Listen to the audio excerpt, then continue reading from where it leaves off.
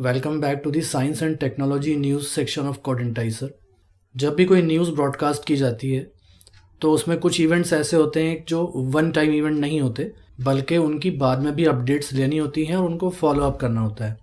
आज के एपिसोड का पर्पज़ यही है कि अभी तक हमने जिन न्यूज़ आइटम्स को पिकअप किया था उनका फॉलो अप हो सके और उसमें अगर कोई एडवांसमेंट हुआ है, कोई अपडेट है, तो हम आप तक पहुंचा सकें।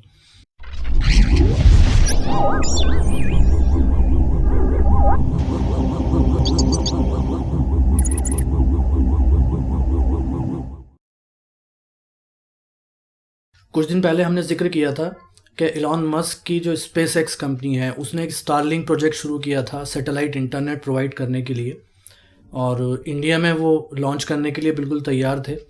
बल्कि उन्होंने अपने उस सैटेलाइट इंटरनेट की बुकिंग तक शुरू कर दी थी।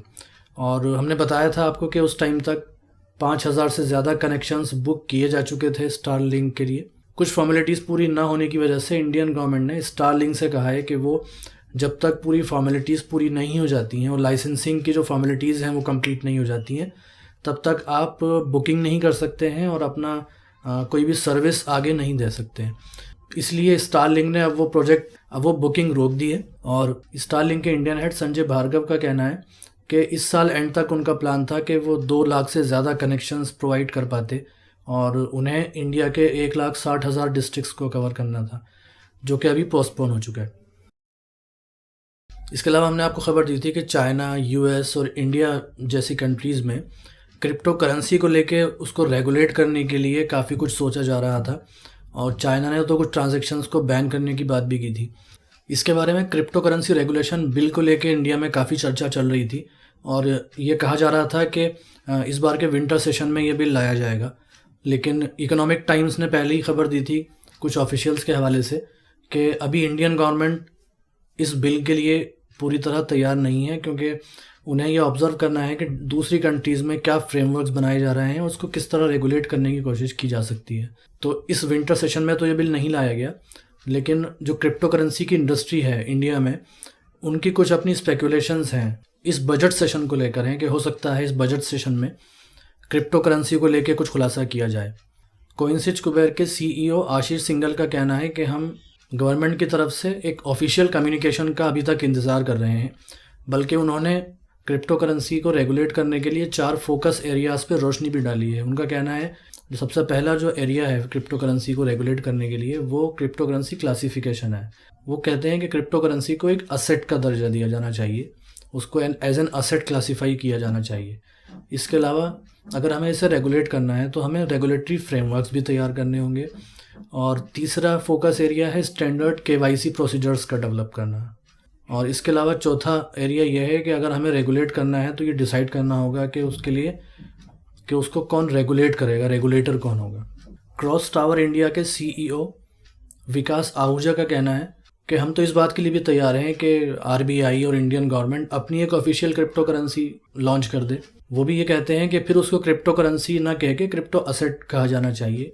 और एक सजेशन उन्होंने ये भी दिया है कि एक थ्रेशोल्ड से ऊपर जो क्रिप्टो करेंसी की ट्रांजैक्शंस हैं उन पर टीडीएस और टीसीएस भी गवर्नमेंट को कलेक्ट करना चाहिए। एक न्यूज़ चिप शॉर्टेज को लेकर थी, यानी हमने बताया था कि ग्लोबली जो माइक्रो चिप, सिलिकॉन चिप होती है जो हर डिजिटल डिवाइस में, हर कंप्यूटर में, हर मोबाइल में होती है, उसकी शॉर्टेज चल रही है। इस शॉर्टेज को लेके जो गैजेट्स और डिवाइसेस हैं उनकी मैन्युफैक्चरिंग पे बहुत बुरा असर पड़ा है। चूँकि ये चिप कारों के अंदर भी होती है और ऑटोमोबाइल्स भी इंडस्ट्री में उसको काफ़ी यूज़ किया जाता है, तो ऑटोमोबाइल्स की मैन्युफैक्चरिंग पे भी काफ़ी असर पड़ा है। इस कमी से उभरने के लिए और इसमें अपना कंट्रीब्यूशन देने के लिए इंडियन गवर्नमेंट ने एक प्रोग्राम स्टार्ट किया है, चिप टू स्टार्टअप प्रोग्राम। इसके अंडर में कहा जा रहा है कि 85,000 इंजीनियर्स को चिप मैन्युफैक्चरिंग प्रोसेस से जुड़ी हुई फील्ड्स की में ट्रेन किया जाएगा। और इसके लिए तकरीबन 100 academic colleges, research and development organisations और नए स्टार्टअप्स और मीडियम साइज़ एंटरप्राइजेस को भी शामिल करने की बात कही जा रही है। और इसके लिए बाकायदा एक c2s.gov.in नाम का एक पोर्टल तैयार किया गया है जिसमें कोई भी आगे प्रोजेक्ट प्रपोजल दे सकता है और इस प्रोग्राम में शामिल होने के लिए अप्लाई कर सकता है। एक बहुत इंटरेस्टिंग न्यूज़ हमने आपको मेटावर्स और वर्चुअल वर्ल्ड को लेके भी दी थी। यानी हमने ये बताया था कि जो आज का इंटरनेट है वो अब ट्रांसफॉर्म होने जा रहा है एक ऐसे 3D वर्चुअल वर्ल्ड में, जहां हम वर्चुअल फॉर्म में विज़िट कर सकते हैं, वर्चुअल फेस्टिवल्स अटेंड कर सकते हैं, वर्चुअल प्लेसेस पे जा सकते हैं, वर्चुअल असेट्स खरीद सकते हैं। और हमने ये भी बताया था कि किस तरह वर्चुअल लैंड्स और वर्चुअल क्लॉथ्स और वर्चुअल आर्टिकल्स उस वर्चुअल वर्ल्ड में बिकना शुरू हो गए। एसोसिएट प्रेस नाम की एक ग्लोबल न्यूज़ एजेंसी है जिनके पास 175 साल का अपना एक फ़ोटो कलेक्शन है। यानी उनके फ़ोटो जर्नलिस्ट ने इस टाइम पीरियड में पूरी दुनिया में होने वाले बड़े बड़े इवेंट्स को कवर किया और अपने फ़ोटो में कैप्चर किया। वो सारा फ़ोटो कलेक्शन अब आहिस्ता आहिस्ता करके NFT नॉन फंजिबल टोकन की फॉर्म में उसी वर्चुअल वर्ल्ड में डिस्ट्रीब्यूट होना या सेल होना शुरू हो जाएगा। NFT के बारे में हम आपको बता चुके हैं कि NFT नॉन फंजिबल टोकन क्या होता है और ये किस तरह क्रिप्टो करेंसी से डिफरेंट होता है। और यहाँ एक बात और समझने की है कि जो वर्चुअल करेंसी है, जो क्रिप्टो करेंसी है, उसे कहा जाता है कि वो फंजिबल है। वो फंजिबल का मतलब ये है कि एक कॉइन दूसरे कॉइन से डिफ्रेंशिएट नहीं हो पाता।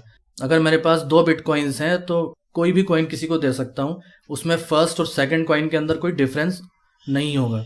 इसे कहते हैं फंजिबल होना। और करेंसी के अलावा जितनी चीज़ें, जितने असेट्स हैं, वो सब नॉन फंजिबल कहलाते हैं। इसलिए हम उसको करेंसी ना कह के टोकन्स कहते हैं और नॉन फंजिबल कहते हैं। नॉन फंजिबल का मतलब है कि एक लैंड का जो पीस आपने अगर लिया हुआ है उस वर्चुअल वर्ल्ड में, तो वो यूनिक रहेगा, उसकी यूनिक आइडेंटिटी होगी, उसकी यूनिक वैल्यू होगी जो अलग अलग भी हो सकती हैं।